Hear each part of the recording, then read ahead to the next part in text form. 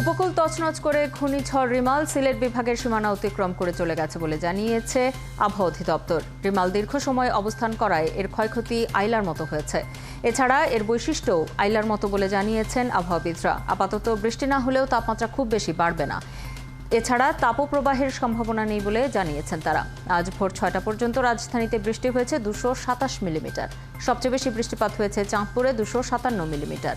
রিমালের প্রভাবে সব এলাকাতেই ভারী বৃষ্টিপাত হয়েছে বলে জানিয়েছে আবহাওয়া অধিদপ্তর। ঘূর্ণিঝড় রিমাল বিদায় নিলেও উপকূল জুড়ে রেখে গেছে অসংখ্য ক্ষতচিহ্ন। ঝড়ের প্রভাবে উপকূলে ১.৫ লাখেরও বেশি ঘরবাড়ি বিধ্বস্ত হয়েছে। ভেসে গেছে মাছের ঘের আর ফসলের ক্ষেত।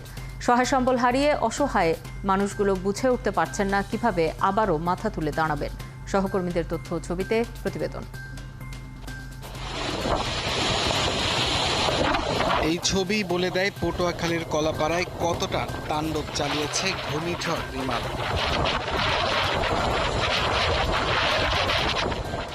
বাসিন্দারা বলছেন তলিয়ে গেছে মাছের ঘের, মাঠের ফসল।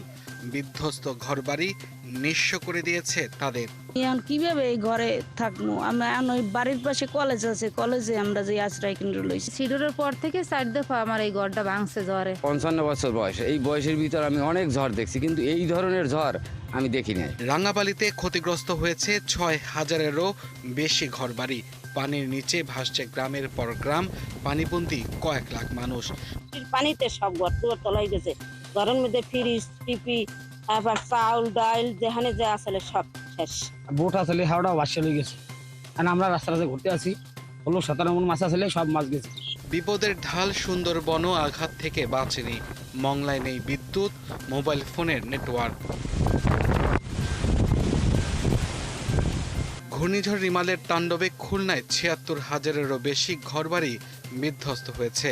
এখানে পানি নামতে শুরু করলেও দুর্ভোগ কমেনি। তেমন বৃষ্টি তেমন জোয়ার, তুলা পর্যন্ত পানিতে ডুবে গেছে। কাল সারাদিন কোনো খাওয়াই লন্ডভন্ড বাগেরহাটের শরণখোলাও রিমালের তাণ্ডবে ছিন্ন ভিন্ন গোটা উপকূল। শুকনা খাবার খেয়ে দিন কাটছে দুর্গত এসব মানুষের। ঘর বাড়িতে কিচ্ছু নাই, আমাদের সবকিছু একদম বিরল। ৩-৪টে ঘর একদম বিলবিলত হয়ে গেছে ভাঙ্গিয়া।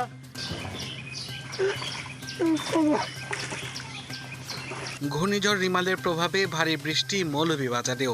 বিভিন্ন এলাকার সড়কে জমেছে পানি, দুর্ভোগে গোটা জেলার মানুষ। পাহাড়ি এলাকা খাগড়াছড়িও প্রায় বিধ্বস্ত। সদরের মুসলিম পাড়া, গঞ্জপাড়া সহ কয়েকটি নিচু এলাকায় এখন রয়েছে জলাবদ্ধতা। আব্দুল আল মামুন, ৭১। নরসিংদীর সদরে ঝড় ও টানা বৃষ্টির প্রভাবে একটি বাড়ির পাশে রাখা ইটের স্তূপ ধসে পড়ে এক দম্পতির মৃত্যু হয়েছে। তারা হলেন ছগরিয়াপাড়া এলাকার বৃদ্ধ কালু মিয়া এবং তার শবমেহের বেগম। তাদের ছেলে ইব্রাহিম মিয়া জানান, ভোরে টানা বৃষ্টিতে তাদের বাড়ির পাশে বিশাল স্তূপ করে রাখা ইট ঘরের উপর হেলে পড়ে। এতে বাড়ির টিনের বেড়া এবং চালা ভেঙে যায়, আর ঘটনাস্থলেই তারা মারা যান।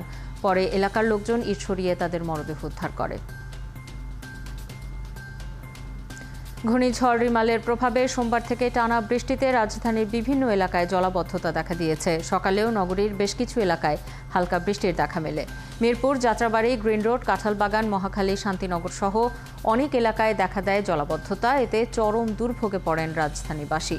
সবচেয়ে বেশি বিপাকে পড়েন চাকরিজীবী এবং শিক্ষার্থীরা। এছাড়া সড়কে হঠাৎ যানবাহন বিকল হতে দেখা গেছে।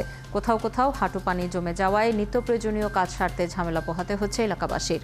বৃষ্টি হলেই সড়কে এমন পানি জমে যাওয়ায় ক্ষোভ জানিয়েছেন তারা। ১০-১৫ বছর ধরে এরকমই চলতেছে। আমাদের কালকে রাত্রে তো মনে করেন বাড়ির ভিতরে হাউজের ভিতরে গেছে পানি।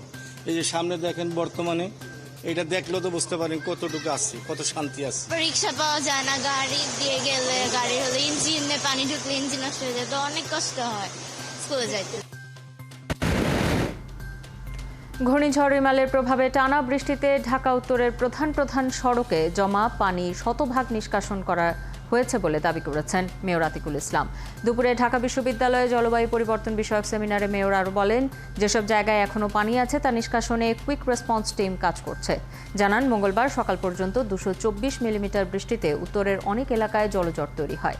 রাতভর সিটি কর্পোরেশনের হটলাইন নম্বরে পাওয়া অভিযোগের ভিত্তিতে 281টি পয়েন্ট থেকে পানি নিষ্কাশনের ব্যবস্থা করে সিটি কর্পোরেশনের কুইক রেসপন্স টিম। তবে খাল ভরাট হয়ে যাওয়ায় মিরপুর, উত্তরখান ও দক্ষিণ খানের কিছু কিছু এলাকার পানি নিষ্কাশনে দেরি হচ্ছে।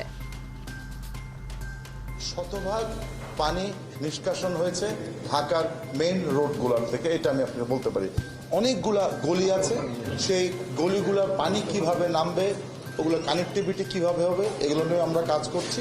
বৃষ্টি যখনই হবে আমরা প্রস্তুত আছি সেই বৃষ্টির পানিকে মোকাবেলা করে একটা সুন্দর নগরবাসীকে যেন জলবদ্ধতা থেকে যেন কোনো ধরনের ভোগান্তি না হয় সেটি উপহার দেওয়ার জন্য।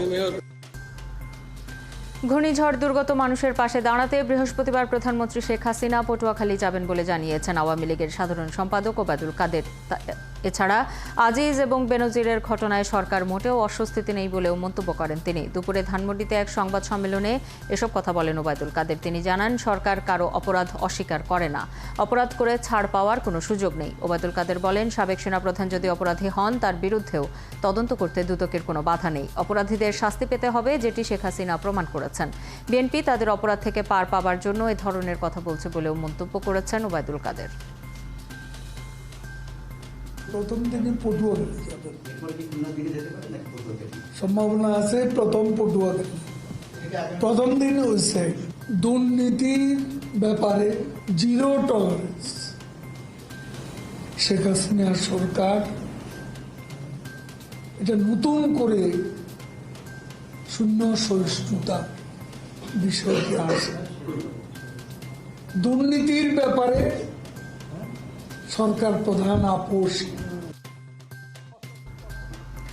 আজিজ বেনজির আওয়ামী লীগের সৃষ্টি উল্লেখ করে বিএনপি মহাসচিব মির্জা ফখরুল ইসলাম আলমগীর বলেছেন, দেশের সবখানে এখন দুর্নীতি। যারা ডামি নির্বাচনে ক্ষমতায় আছে তারাও দুর্নীতিতে ডুবে আছে। দুপুরে ডিআরইউতে এক আলোচনায় তিনি এসব কথা বলেন। 71 সালে দেশ স্বাধীন করার জন্য যুবকরা অস্ত্র হাতে যুদ্ধ করেছে, এখন সেভাবেই দেশ রক্ষার জন্য তরুণদের আন্দোলনের আহ্বান জানান মির্জা ফখরুল। তিনি বলেন, ক্ষমতায় টিকে থাকতে সংবিধান পরিবর্তন করে তত্ত্বাবধায়ক সরকার ব্যবস্থা বাতিল করেছে আওয়ামী লীগ। সরকারের মূল লক্ষ্য এখন লুটপাট বলেও জানান তিনি। তাদের হাত থেকে দেশ বাঁচাতে আন্দোলন আরও তীব্র করার আহ্বান জানান বিএনপির এই নেতা।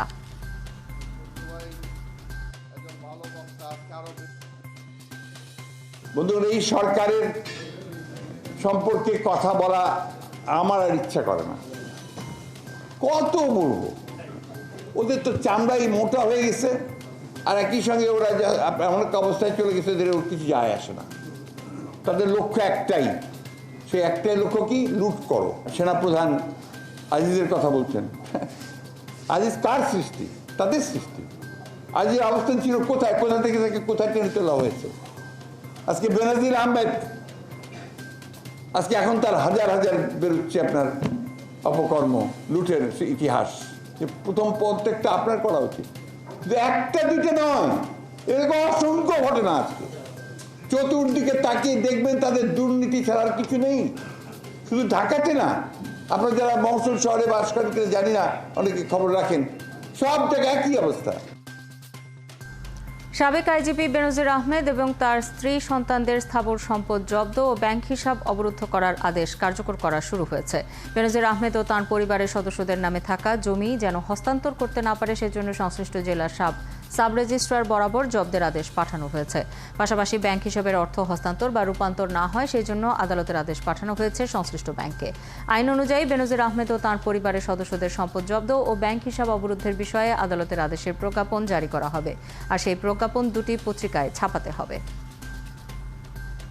পরিবারের সদস্যদের নামে রাজধানীর গুলশানে একদিনেই 4টি ফ্ল্যাট কিনেছিলেন সাবেক আইজিপি বেনজির আহমেদ।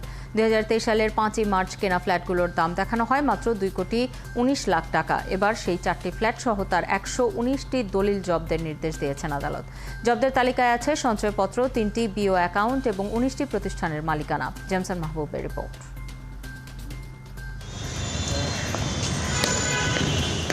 ডিএমপি কমিশনার, র্যাবের মহাপরিচালক ও সবশেষ পুলিশ মহাপরিদর্শক হিসেবে দায়িত্ব পালনের পর অবসরে যান বেনজির আহমেদ। এরপরই সামনে আসে তার বিপুল সম্পদের তথ্য।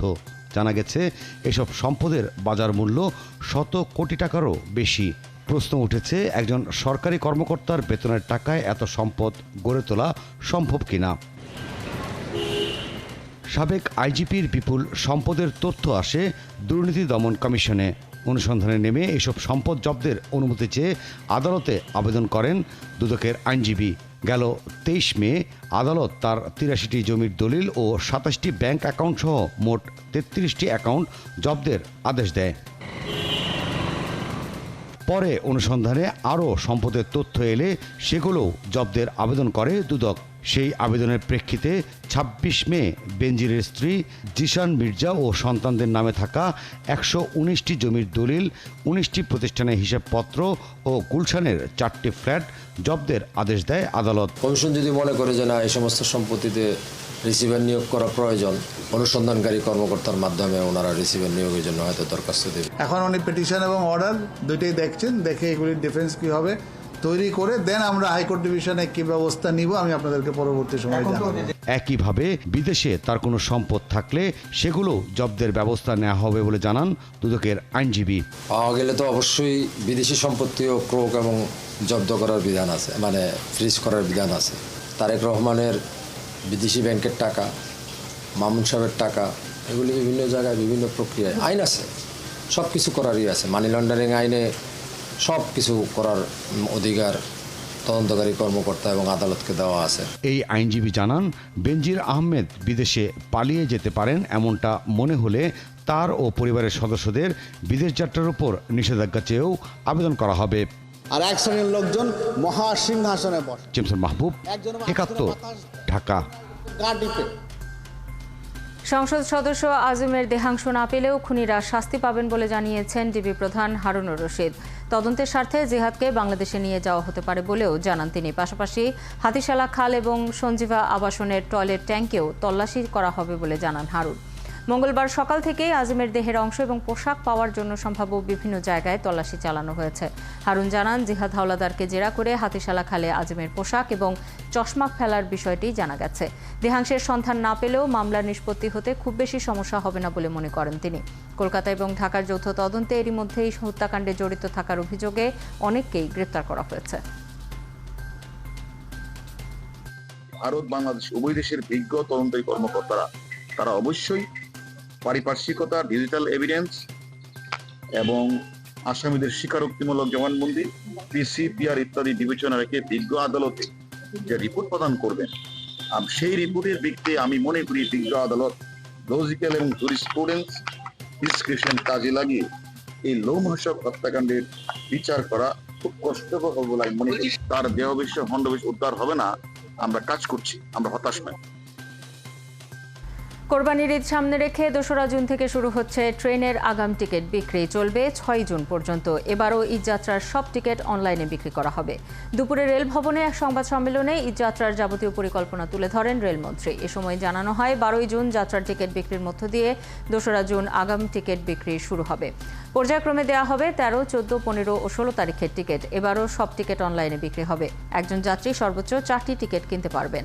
ফিরতি যাত্রার টিকিট বিক্রি হবে 10ই জুন থেকে। ঈদ উপলক্ষে এবার 10 জোড়া বিশেষ ট্রেন চলবে। প্রয়োজনের কারণেই ডিসি ইউএনওদের জন্য নতুন করে গাড়ি কেনা হচ্ছে বলে জানিয়েছেন জনপ্রশাসন মন্ত্রী ফরহাদ হোসেন। কাজের গতি বাড়াতে এবং খরচ সামলেই এসব গাড়ি কেনা হচ্ছে বলে জানান তিনি। সচিবালয়ে বাংলাদেশের সেক্রেটারিয়েট রিপোর্টার্স ফোরামের সংলাপে মন্ত্রী এসব কথা বলেন। তিনি আরও জানান, ডিসি ইউএনওদের বর্তমান গাড়িগুলো বেশ পুরনো এবং সেগুলো মেরামতের খরচ আরও বেশি হচ্ছে। তাছাড়া সরকারি প্রতিষ্ঠান প্রগতির কাছে 161টি গাড়ি তৈরির সরঞ্জাম রয়েছে। এসব গাড়ি তৈরির সরঞ্জাম দেশেই থাকায় সরকারের শুল্ক বেঁচে যাচ্ছে বলে জানান মন্ত্রী। এ সময় তিনি আরও বলেন, বিসিএসে 10% নারী কোটা বাতিলের পরও নিয়োগ পাবার হার কমেনি, তাই নারীরা সরকারি চাকরিতে কম নিয়োগ পাচ্ছে। গণমাধ্যমের এমন খবর সঠিক নয়। আমাদের যেহেতু কাজের পরিধি অনেক বেড়েছে, আপনারা জানেন যে সরকার দিন বদলের সরকার, তাই তো? 2008 সালে আমাদের যে নির্বাচনী ইস্তেহার ছিল, হ্যাঁ, দিন বদলের সনদ, তাই তো? তো সেক্ষেত্রে আমাদের প্রচুর কাজ, আমরা কাজগুলো ঠিক করলাম এবং এইভাবে করব। প্রত্যেকটা উপজেলা হেডকোয়ার্টার্স আমাদের এইভাবে কাজ করবে এবং সেক্ষেত্রে ইউএনওদেরকে যথাযথভাবে তাদের কাজ করতে হবে এবং সেখানে তাদের গাড়ি প্রয়োজন। আমাদের অর্থনীতির সমস্ত কিছু বিবেচনা করে আমরা কিন্তু এই গাড়িগুলো আমরা কেনা শুরু করলাম। ষষ্ঠ উপজেলা পরিষদ নির্বাচনের তৃতীয় ধাপের ভোট গ্রহণ অনুষ্ঠিত হবে আগামীকাল। ভোট গ্রহণের লক্ষ্যে কেন্দ্রে কেন্দ্রে পাঠানো হচ্ছে নির্বাচনী সরঞ্জাম। এই ধাপে 90টি উপজেলায় ভোট হবে। এর মধ্যেই এই নির্বাচনের সব প্রস্তুতি সম্পন্ন করেছে নির্বাচন কমিশন। সকাল থেকেই স্ব উপজেলা নির্বাচন কার্যালয় থেকে সরঞ্জাম বিতরণ করা হচ্ছে। আগামীকাল সকাল 8টা থেকে বিকেল 4টা পর্যন্ত চলবে ভোট গ্রহণ। নির্বাচনের সার্বিক আইন শৃঙ্খলা রক্ষা, অপরাধ প্রতিরোধ এবং আচরণবিধি প্রতিপালনের জন্য 412 জনকে নির্বাহী ম্যাজিস্ট্রেট হিসেবে নিয়োগ দেওয়া হয়েছে। বিশৃঙ্খলা ঠেকাতে কঠোর নজরদারিতে রয়েছে আইন শৃঙ্খলা বাহিনী। উপজেলা নির্বাচনের তৃতীয় ধাপেও কেন্দ্রের নির্দেশনা মানেননি মন্ত্রী এমপিদের স্বজনরা। দলের নির্দেশনা উপেক্ষা করে এই ধাপেও প্রার্থিতা বহাল রেখেছেন মন্ত্রী এমপিদের 16 জন প্রার্থী। দলীয় নেতারা বলছেন কোনো ব্যবস্থা নেওয়া হয়নি বলে ভবিষ্যতে নেওয়া হবে না, বিষয়টি মোটেও তেমন নয়। দলের সভাপতির নির্দেশনা উপেক্ষা করার খেসারত দিতেই হবে, আরও জানাচ্ছেন শাহনাজ শারমিন। আওয়ামী লীগের কেন্দ্রীয় পর্যায় থেকে বারবার হুঁশিয়ারি দেওয়া সত্ত্বেও উপজেলা নির্বাচনে ভোটের মাঠে আছে মন্ত্রী এমপিদের স্বজনরা। গেল 2 ধাপের মতো তৃতীয় ধাপেও 90টি উপজেলায় চেয়ারম্যান পদে লড়ছেন মন্ত্রী এমপিদের 16 জন স্বজন। এই তালিকায় রয়েছে মন্ত্রী এমপি, সাবেক এমপি সহ আওয়ামী লীগ নেতাদের স্ত্রী, ভাই, ছেলে, মেয়ে, জামাতা ও শ্যালক। এর আগে প্রথম ও দ্বিতীয় দফায় দলীয় নির্দেশ অমান্য করে প্রার্থিতা বজায় রাখার পরও শাস্তিমূলক কোনো ব্যবস্থা নেওয়া হয়নি। এতে হতাশ তৃণমূলের কর্মীরা। তবে কেন্দ্রীয় নেতারা বলছেন শাস্তিমূলক ব্যবস্থা নেওয়া না হলেও ভবিষ্যতে নেওয়া হবে না, বিষয়টি এমন নয়, বরং তাদের দলীয় শৃঙ্খলা ভঙ্গের বিষয়টি অপরাধমূলক নজির হিসেবেই থাকবে। যারা রাজনীতি করছে তাদের জন্য এটা প্রযোজ্য না, কিন্তু হঠাৎ করে রাজনীতি করেন না। আমার সন্তান যদি এসে আমি যদি সেই এলাকায় নির্বাচনে দাঁড় করাই তাহলে এইটা দুঃখজনক। নেত্রী নির্দেশ অমান্যকারী তারা পার পেয়ে যাবে, এটা কখন হবে সেটা? যে এইবার কিন্তু 73 জন রানিং সংসদ সদস্য কিন্তু মনোনয়ন পান নাই, 25 জন মন্ত্রী কিন্তু ক্যাবিনেট থেকে ঝরে পড়েছে। তো এগুলা কিন্তু বিভিন্ন সময়ের বিভিন্ন ধরনের কারণে হইতে পারে। তো এই ধরনের ব্যবস্থা কখন কার উপর আসবে সে সময় কিন্তু তখন সে উপলব্ধি করতে পারবে। তারা বলছেন দলের সভাপতির নির্দেশনা উপেক্ষা করা দুঃখজনক, এর খেসারত দিতেই হবে। কেউ দলের সিদ্ধান্ত অমান্য করলে তার বিরুদ্ধে সাংগঠনিক ব্যবস্থার কোনো বিকল্প নেই। অবশ্যই আওয়ামী লীগ যথাসময়ে যারা সিদ্ধান্ত মানেনি, সিদ্ধান্ত না মেনে দলের নেতাকর্মীদের ইচ্ছার বিপক্ষে একটি অবাধ, সুষ্ঠু, সুন্দর নির্বাচনকে যারা প্রশ্নবিদ্ধ করেছে তাদের ব্যাপারে ব্যবস্থা গ্রহণ করা হবে। গেল 8 মে প্রথম ধাপের ভোটের মধ্য দিয়ে উপজেলা পরিষদের নির্বাচন শুরু হয়।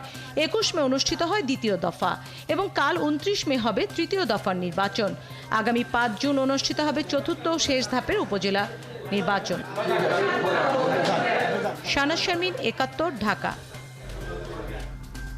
প্রথম দফার উপজেলা পরিষদ নির্বাচনে রংপুর বিভাগের 19 উপজেলার 57 জন নতুন চেয়ারম্যান ও ভাইস চেয়ারম্যানের শপথ নিয়েছেন। মঙ্গলবার সকাল 10টায় রংপুর বিভাগীয় কমিশনার কার্যালয়ে এই শপথ হয়। নতুন জনপ্রতিনিধিদের শপথ পড়ান বিভাগীয় কমিশনার জাকির হোসেন।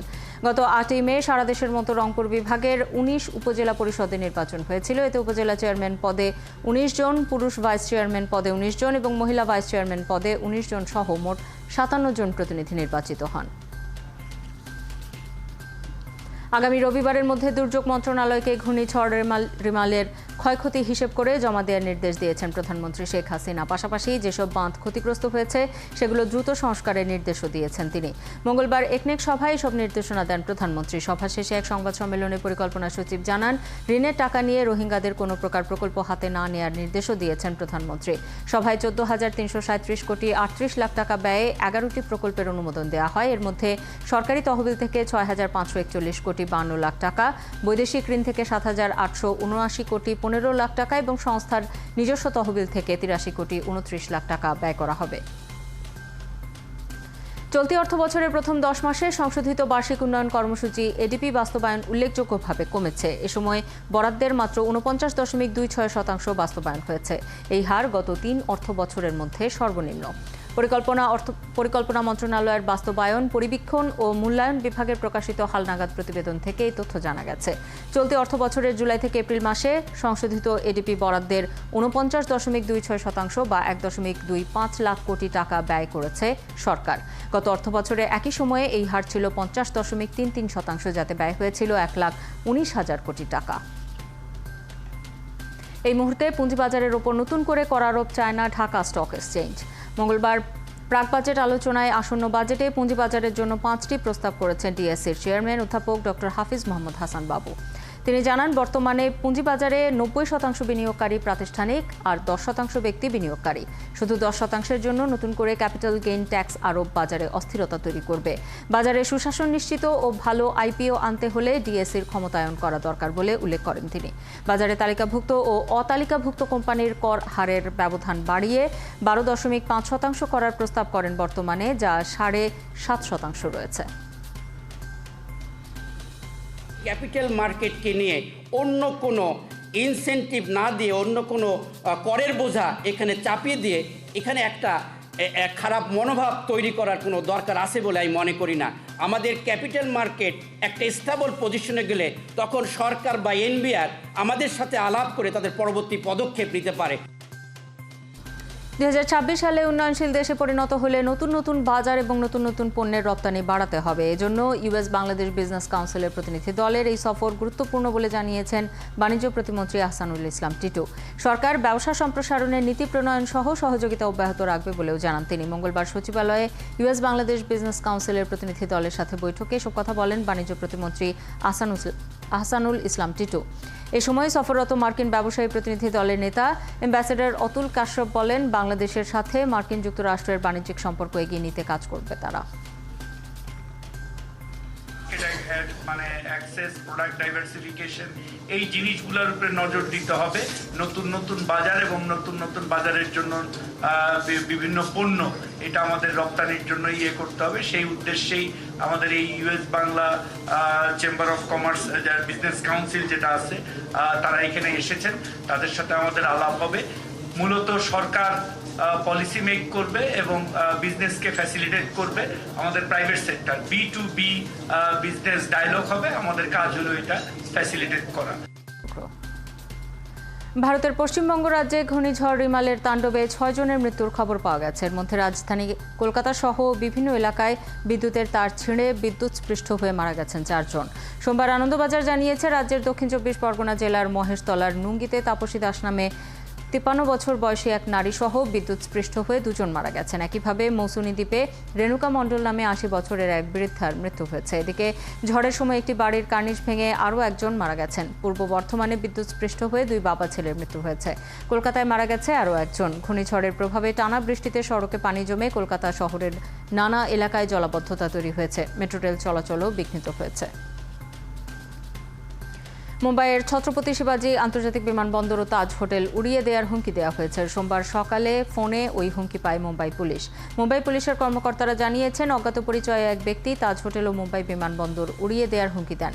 হুমকি প্রদানকারী এও দাবি করেন যে 2টি জায়গাতেই বোমা রাখা হয়েছে। এরপরই বিমানবন্দর, তাজ হোটেল সহ পুরো শহরে বিশেষ সতর্কতা জারি করা হয়। পাশাপাশি জরুরি ভিত্তিতে তল্লাশি অভিযান চালানো হয় বিমানবন্দর এবং তাজ হোটেলে, যদিও সন্দেহজনক কিছুই পাওয়া যায়নি। এই ঘটনায় এফআইআর দায়ের করে তদন্ত শুরু করেছে পুলিশ। তীব্র তাপপ্রবাহে দুর্বিষহ পাকিস্তানের জনজীবন। দেশটির দক্ষিণাঞ্চলীয় প্রদেশ সিন্ধের ঐতিহাসিক শহর মহেঞ্জোদারোর তাপমাত্রা সোমবার 52.2 ডিগ্রি সেলসিয়াসে পৌঁছায়। পাকিস্তানের আবহাওয়া দপ্তর জানায়, সোমবার মহেঞ্জোদারোতে যে তাপমাত্রা ছিল তা এখন পর্যন্ত এই মৌসুমের সর্বোচ্চ দৈনিক তাপমাত্রা রেকর্ড। পাকিস্তানের ইতিহাসে সর্বোচ্চ দৈনিক তাপমাত্রা রেকর্ড 54 ডিগ্রি সেলসিয়াস। 2017 সালে দেশটির দক্ষিণ পশ্চিমাঞ্চলীয় প্রদেশ বেলুচিস্তানে এই তাপমাত্রা রেকর্ড করা হয়। এটি এশিয়ারও দ্বিতীয় সর্বোচ্চ এবং বিশ্বের 4র্থ সর্বোচ্চ তাপমাত্রা রেকর্ড। উত্তর কোরিয়ার দ্বিতীয় গোয়েন্দা স্যাটেলাইট কক্ষপথে স্থাপনের চেষ্টা ব্যর্থ হয়েছে। সোমবার স্যাটেলাইট বহনকারী রকেটটি মাঝ আকাশে বিস্ফোরিত হয়। উত্তর কোরিয়ার জাতীয় মহাকাশ প্রযুক্তি সংস্থা জানায়, উড্ডয়নের পরপরই মধ্য আকাশে বিস্ফোরিত হয় রকেটটি। কর্তৃপক্ষ বলছে, রকেটে নতুন প্রযুক্তির ইঞ্জিন ব্যবহার করা হয়েছিল, কোনো কারণে সেই ইঞ্জিন বিস্ফোরিত হয়েছে, তবে এর কারণ জানা যায়নি। উত্তর কোরিয়ার গোয়েন্দা স্যাটেলাইট উৎক্ষেপণের চেষ্টা ব্যর্থ হওয়ার বিষয়টি নিশ্চিত করেছে জাপানও। এক বিবৃতিতে দেশটির প্রতিরক্ষা মন্ত্রী জানান, উপগ্রহ বহনকারী রকেটটি বিস্ফোরণের পর পিছসাগরে পড়েছে। সতর্ক করা সত্ত্বেও মহাকাশে স্যাটেলাইট উৎক্ষেপণ চেষ্টার তীব্র নিন্দাও জানিয়েছে দেশটি। দীর্ঘ 4 বছর পর আবারও ত্রিপক্ষীয় বৈঠকে এক মঞ্চে বসেছেন চীন, জাপান ও দক্ষিণ কোরিয়ার শীর্ষ নেতারা। জাপান ও দক্ষিণ কোরিয়ার নেতার সাথে এই বৈঠকে সম্পর্কের নবসূচনা বলে প্রশংসা করেছেন চীনের প্রধানমন্ত্রী লি ছিয়াং। সোমবার দক্ষিণ কোরিয়ার রাজধানী সিউলে চীনের প্রধানমন্ত্রী ছিয়াং, জাপানের প্রধানমন্ত্রী ফুমিও কিশিদা এবং দক্ষিণ কোরিয়ার প্রেসিডেন্ট ইউন সুক হিয়োল বৈঠকে বসেন। বিশ্বে উত্তেজনায় বিঘ্নিত বাণিজ্য এবং নিরাপত্তা আলোচনা নতুন করে শুরু হওয়া নিয়ে বৈঠকে সমঝোতা এসেছে 5টি পরামর্শ। সার্বিক সহযোগিতা পুনরুদ্ধার, অর্থনৈতিক ও বাণিজ্য সম্পর্ক আরও গভীর করা, চীন, জাপান ও দক্ষিণ কোরিয়ার মধ্যে মানুষে মানুষে আদান প্রদান, টেকসই উন্নয়ন, জলবায়ু পরিবর্তন সহ নানা বিষয়ে কাজ করার তাগিদ দিয়েছেন নেতারা।